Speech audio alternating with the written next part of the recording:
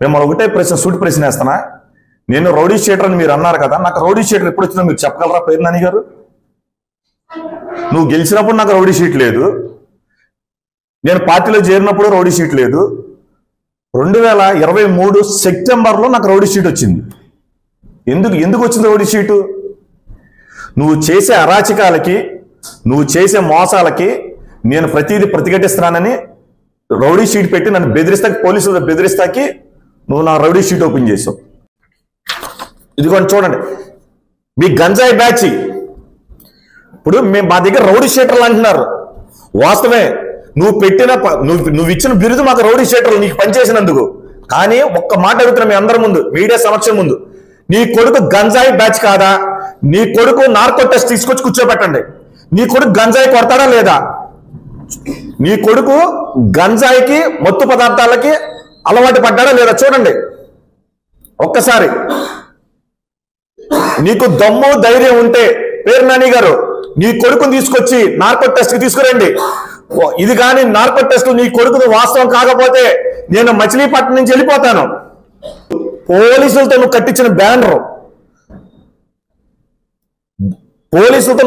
Banner, ఇదిగోండి, పోలీసుల దగ్గరుండి కట్టించిన బ్యానర్.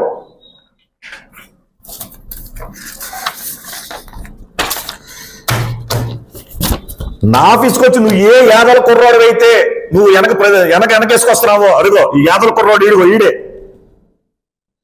ఈడికి మీ అబ్బాయి పెట్టిన ముద్దు పేరు తిర్రు, అంటే తూనికి లాగా అటు ఇటు పరిగెడతాడని తిర్రు అని పెట్టు.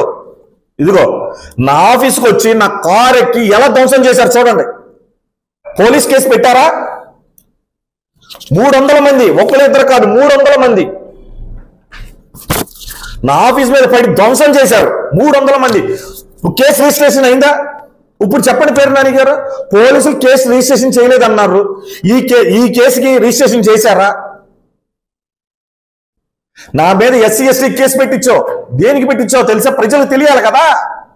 నీ కొడుకు ఖర్చుల నిమిత్తం నన్ను ప్రతి నెల నాకు డబ్బులు పంపించమని హరాస్ చేస్తే, మేము వ్యాపారం చేసే పరిస్థితుల్లో వ్యాపారాలు బాగోలేదని ఊరుకుంటే నా మీద ఎస్సీ ఎస్టీ కేసు పెట్టావు. మా బార్లలోనూ నా లారీల దాంట్లో ప్రతి నెల నాకు డబ్బులు పంపించమన్నావు నువ్వు.